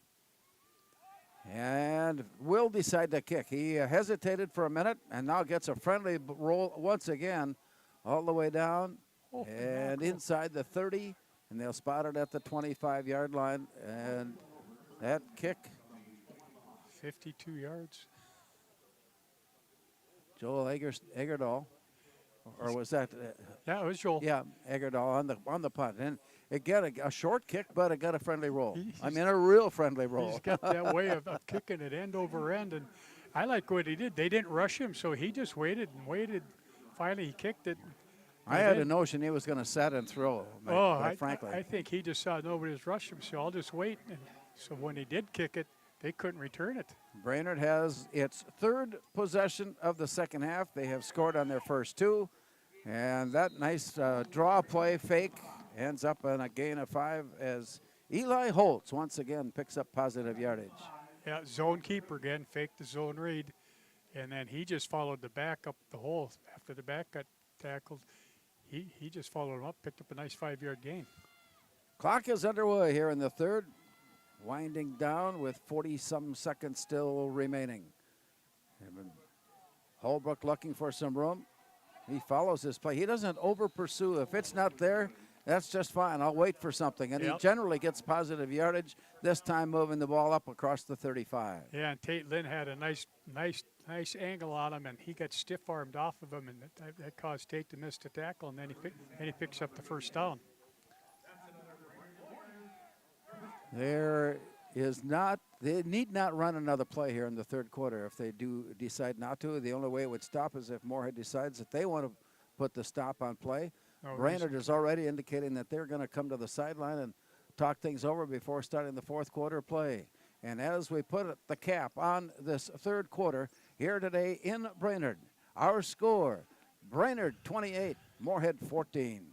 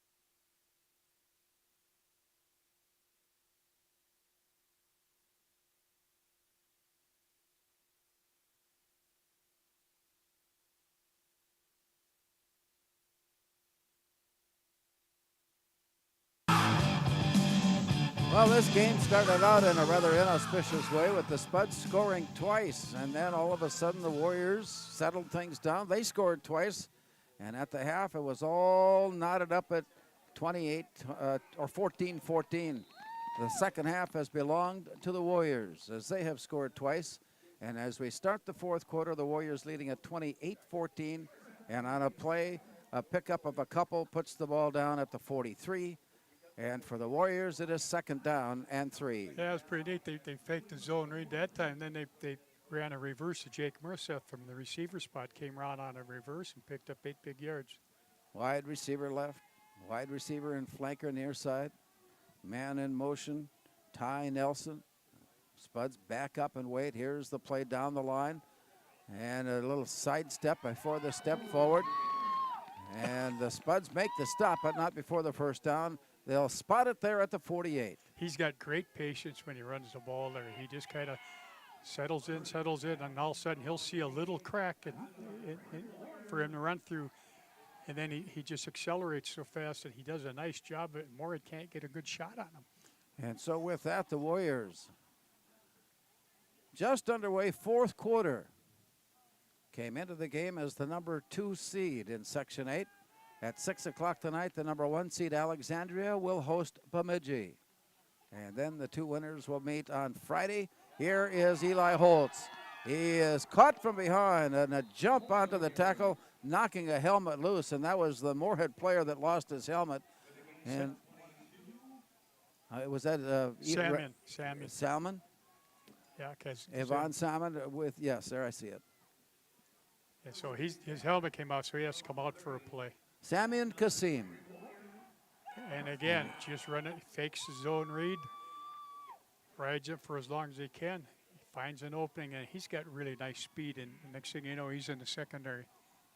Ball spotted now at the 30-yard line. Man in motion near side. Here's a quick pitch out, looking to the edge. Merceth struggling his way along, ran out of room right in front of his bench area. Owen Thiel just is there and helping out. Also helping out on the play was Javid Carlson. Yeah, again, that time they ran that fake it and then run the toss to him. He's outside, but I tell you, Owen Thiel just did a nice job from his safety spot, Larry, of coming up outside and forcing that in so that he could get help. Nolan Johnson, Nate Merceth wide, far side.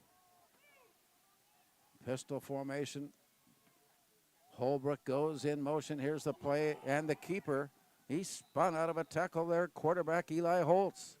was able to work his way inside the 25. Yeah, made that first guy miss, but luckily Rain Battle was sitting out there keeping containment and came up and wrapped him up for just a short gain. So the Warriors right now, I'm thinking their game plan is to not rush, do not hurry, just plow things forward.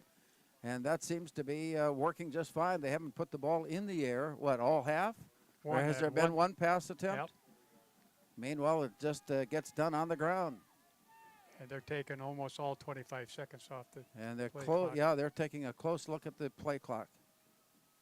Here's the snap back, and Holbrook again with the call. He's got a room to the angle and is caught.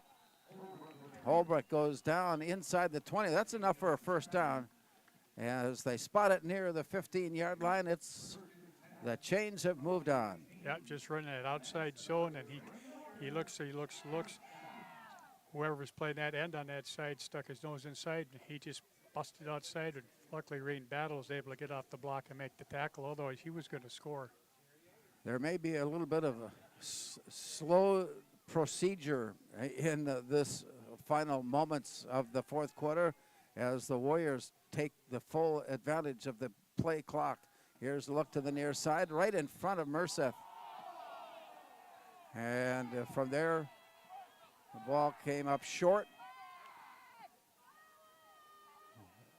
David Carlson, as he was passing the play, tripped a little and fell forward a little and knocked the other player off the play. Yeah. And the parents saw that a whole lot differently than did the officials. Yeah, I was just on this end of it. The ones over there thought it was a great hit. Yeah. Second down and 10. Holbrook, they nearly draw Moorhead offside, but Holbrook gets the call and he follows his blockers, cuts inside the block, and then is wrestled down as he took a hit from the side. Holbrook, again, another nice performance on that play.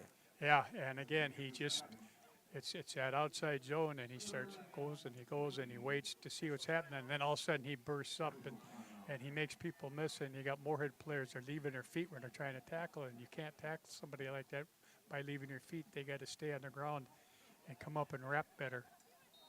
So as the play starts up all over again at the 11-yard line, it is third down and 3 needed for the Warriors as they work off the far left hash mark, moving in left to right. Just about halfway through the fourth quarter, 7:48 remaining. Back, here's the look to the near side and the pitch out to Holbrook. He waits, he dances loose, Wow. He jogs his way in, completely untouched. Sean Holbrook, and the Warriors are running away. Yeah, it's too bad. Nice play. Again, ran speed option to their right, and that time Moore decided to take the quarterback, and he got the pitch off. And, of course, when he gets a full head of steam and made a nice cut back inside, and Moore had actually over-pursued on it, and he's just got great vision, Larry. Here's the point after try by the Warriors. The snap is back in place.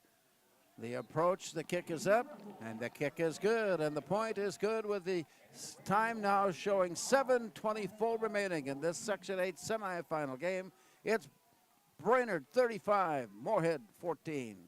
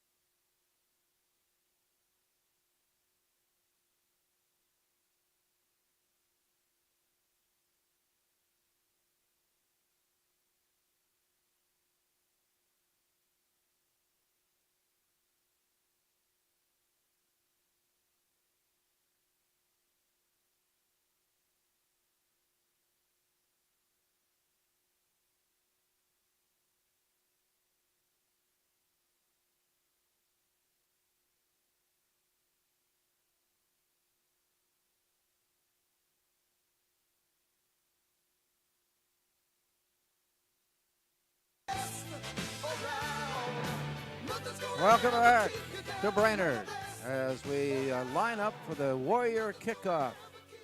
Brainerd has advanced their lead now 35-14. Here's a kickoff that bounces over the top of Madison Sua. He couldn't even reach it. It bounced up quite so high and into the end zone. That's an automatic touchback, and it's first down, Moorhead. Yeah, he was trying to make sure that they didn't have a chance for a run back, that's sure. But he kicked that nice and low, took that perfect hop, and Madison wasn't going to get up that high. Well, as often is the case, the old saying is defense wins, offense wins games, defense wins championships. And right now, this defensive unit for Brainerd has done nothing but shine bright since that first minute and a half of play in the game. Yep, absolutely. As they get underway, here's the snap back, and Feeney throws it off to the far side, looking upfield. DJ Smith works his way for about a yard, maybe 2, before he's helped up. I tell you, on defense right now, they're doing everything right. They threw that bubble screen to DJ, and they had 4 guys over there before you know it. I mean, that's just good deep rallying to the ball, Larry. Second down and 8. Kermie wide near side. Screen pass set up. Here's rain battle. And a penalty flag goes down. He was caught from behind and tripped up by Dylan Gross.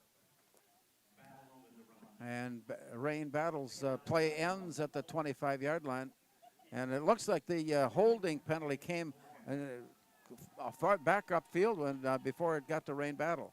Yeah, it was one of the receivers that was blocking downfield. I think it was DJ that got a hold of the guy, and it was a good call. He was holding them. Clock underway, 6:40 remaining. Spuds came into the game with 5 wins and 4 losses after finishing their regular season with a couple of tough losses. And now here's the play upfield, looking near side, tapped away. Rain battle, the intended receiver. The defense applied by John Hagan. Yep. And with that play, it becomes 3rd down. And I tell you, that was nice coverage. And again, he had trips to the right. He looked that way first, then came and tried to throw the out ball to him, and that Hagan had great coverage at times. Just stuck his arm in there, and knocked it down. I guess no problem. Play call has come in from the bench. Rufus Kermie takes his position on the near side. 3 receivers to the far side of the field for Jet Feeney. Back and looking. Dancing loose and finally getting his pass away, but he was under pressure, some severe pressure. In the second half, DJ Smith, the intended receiver, was overthrown. And that brings up 4th down. It's hard to be accurate when somebody like Dylan Gross has a hold of your shirt tail and you're trying takes to, it all off. The rhythm just isn't there. It's like trying to throw with an anchor on your back. It's 4th down for the Spuds, as again they're unable to generate an offense against this defensive unit of Brainerd, who has really come out and put the stop on things here in the second half. We're halfway through. There's 6:06 now showing in the 4th quarter. The snap will be taken at about the 3. Here's the kick away. And he did a little dive to get there and get underneath it to haul it in. A dangerous fair catch attempt. I'm not sure he even made the fair catch, as he was looking for Cade Stangram was in position to field that punt and did so cleanly and clearly. And it's first down, Brainerd. Yeah, I think he thought he was going to be able to get that on the run. It was kind of a dying quail in it. He had to dive just to make sure that he got to it, but they got great field position again. Yeah, at the 40-yard line, the Warriors moving in from there. The short yardage field situation for the Warriors. Already leading 35-14 as we go past the halfway mark of the 4th quarter. Man in motion, no. He stops and sets Sean Holbrook. And this time it's the quarterback Holtz to the near side, and he slides down. He's like Jet Feeney did earlier. He's going to go down quickly if he doesn't have to take that big, heavy contact. There are some heavy people working their way towards him. And so with the stop, 5:40 now showing. Yeah, and again, just running that quarterback keeper where they fake it like they're going to run sweep, and he comes back outside. But I'll tell you what, nice job by Charlie Stenjum just stepping up and making sure he didn't go anywhere. Wide receivers to the near side, single receiver wide, far left. Here's the look by Eli Holtz before taking the snap. Again, taking full advantage of the play clock. It is Holbrook on the carry. He works his way loose, nearly gave it up, but he spun out of a tackle. I tell you what, Rain Battle doesn't lose many tackles, but he spun out of that one and allowed Holbrook to reach down and get up to about get down to about the 28. Yeah, he tried to tackle him up around the shoulders, and he just got his pad level down and kind of shook him off and picked up the big first down because he had him to rights, but you got to get him to the ground, don't you? Alexandria hosting Bemidji. That's a 6 o'clock kickoff tonight from Alexandria. And the winner of that game will take on the winner of this game as the Warriors are heading into the final 4.5 minutes with a 35-14 lead. It is Holbrook on the carry as they will continue to pound away now inside the 25-yard line. That's a gain of 3 yards on that run by Holbrook. Yep. Again, running the same thing, just running it inside. Yeah, why wouldn't you? There's a late flag coming in. I think someone from Moorhead is just getting a little upset with the way this game has turned out. Yep, you got to check your emotions and play well. And Colton Jacklovich, I think, is who's going to be guilty of that. And his teammates are telling him also, you know what, let's settle down. Get in the huddle. Yeah. Get in the huddle. You know, the game's pretty much decided, and I don't need to give him free 15 yards. And it is Jacklovich that walks his way off the field to the far side. I'm wondering how close he will become with the coaching staff. Not very close at all. So with that penalty marked off, the line of scrimmage is the 13, and that puts the line to gain inside the 3. Warriors have a new set of downs with 4:16 remaining. It is Holbrook on the carry, and he follows his way into the end zone for the touchdown. I'll tell you what, he is having a banner day for the Warriors, Sean Holbrook. I don't know how many yards he has, Larry, but it's got to be over 150. And again, ran outside zone. He just stays up in that little gap, waits for somebody to either overrun or get blocked, and then he always shows a good burst of speed to get into the end zone. So the point after try coming up. As they take a look and line it up, Fernandez waits, and then there's the snap back and put in place by Holtz. The try is up and the kick is good. With 4:07 to play yet here in the fourth quarter, it is now Brainerd 42, Morehead 14.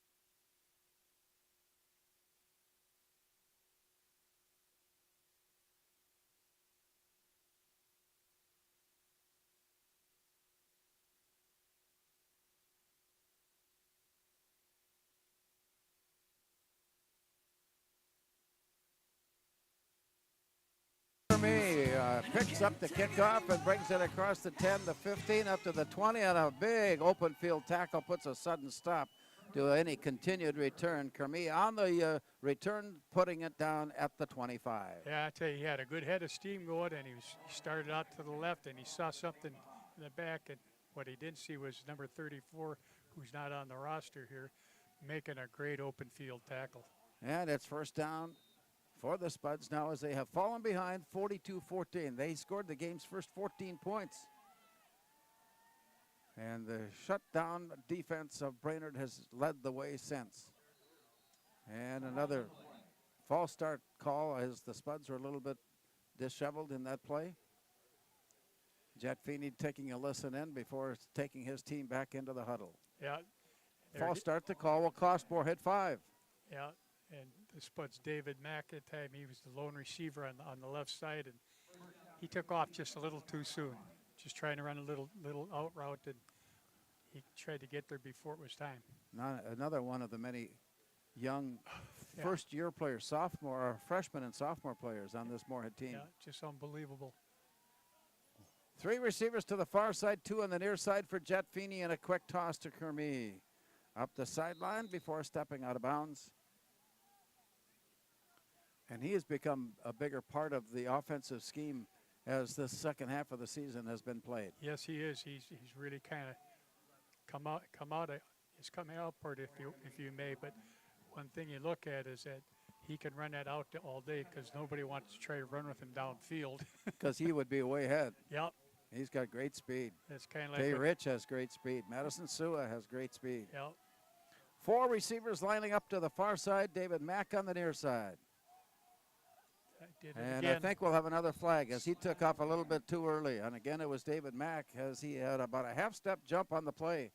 And that'll cost Moorhead another 5 yards. And he's wondering, what else do I do differently in order to avoid that? Well, one thing will be Look inside and look at the ball.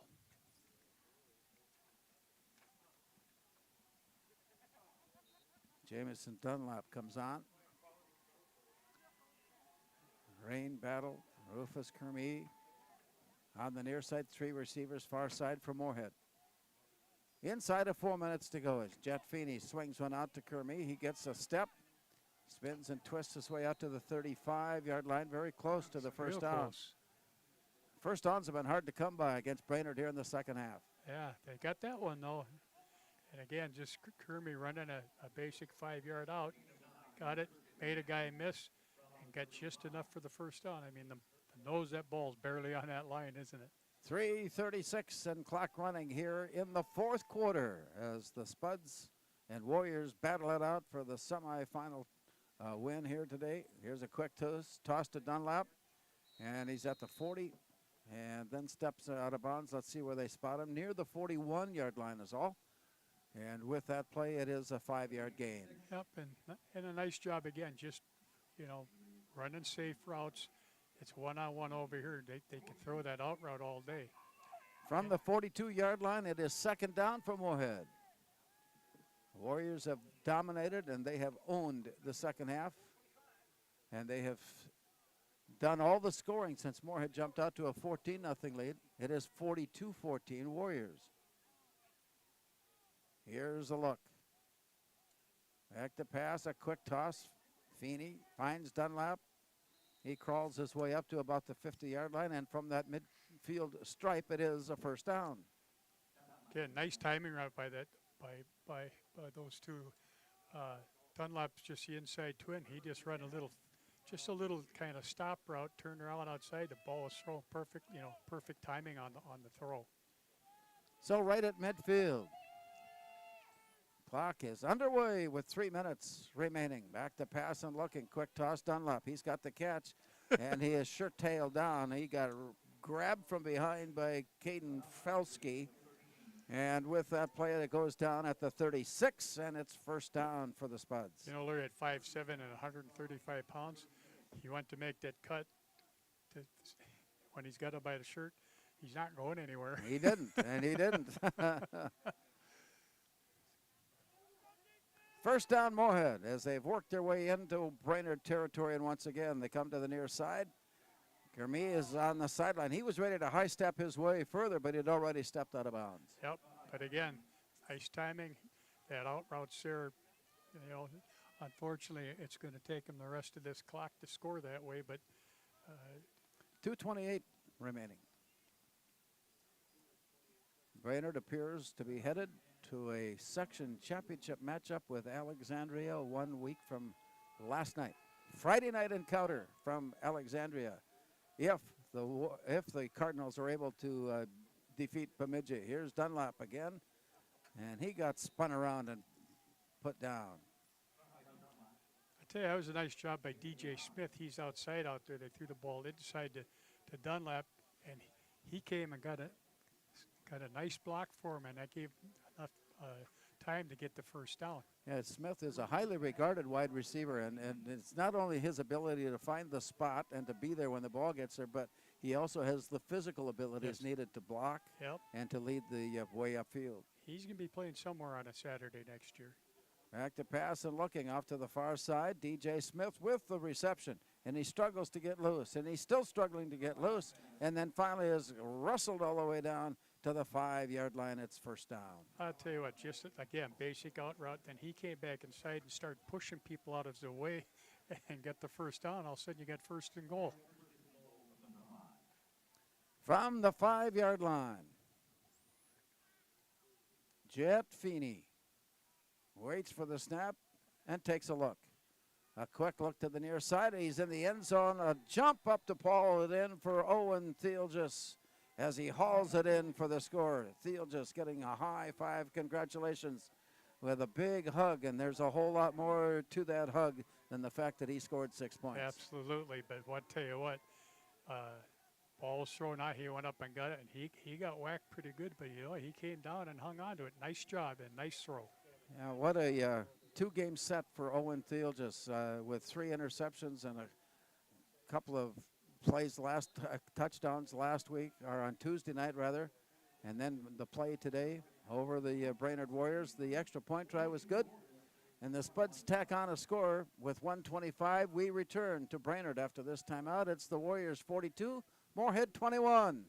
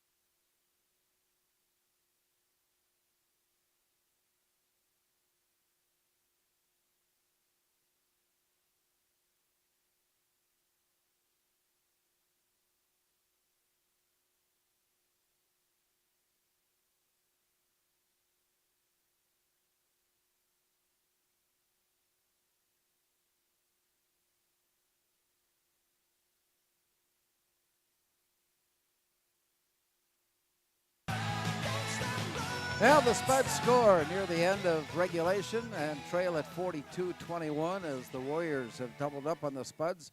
Primarily a strong performance in the second half. Here's the Moorhead kickoff, and it is down on the turf to pull it in. He came a long ways. Isaac Vanek is there, and the catch is made, and it's first down. Yeah, and he also made a fair catch call. Brainerd was set up.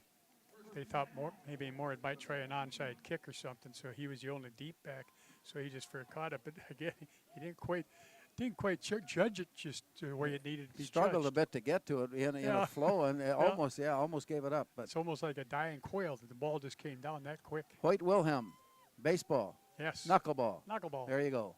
New quarterback. 1:25 remaining as the Warriors will bring on a second thrower. And here's the snap back. Big hit there. Tate Lynn comes up with the stop. He had some help along the way. Kate Almendinger assisting on that tackle, and a gain of 1 sets up a second down play. Yep. And again, just running outside zone, and that time Moorhead read that pretty good, and Tate Lynn and Almendinger both met at the ball carrier for short gain. Line to gain is out at the 28 or 27-yard line, rather, 27-yard line. Isaac Vanek, a junior, 6', 180. He'll wrap things up for the Warriors here this afternoon. Isaac Vanek at quarterback. Long count, takes the snap. Quick and easy handoff. And I don't expect that we'll see a whole lot more of Sean Holbrook either this afternoon. And that's the last play. And that was it. And the Warriors will move into the section championship game next Friday night, depending on the opponent, which will be determined later this evening. We'll recap today's game and more when we return. Again, our final score, Brainerd 42 and Moorhead 21.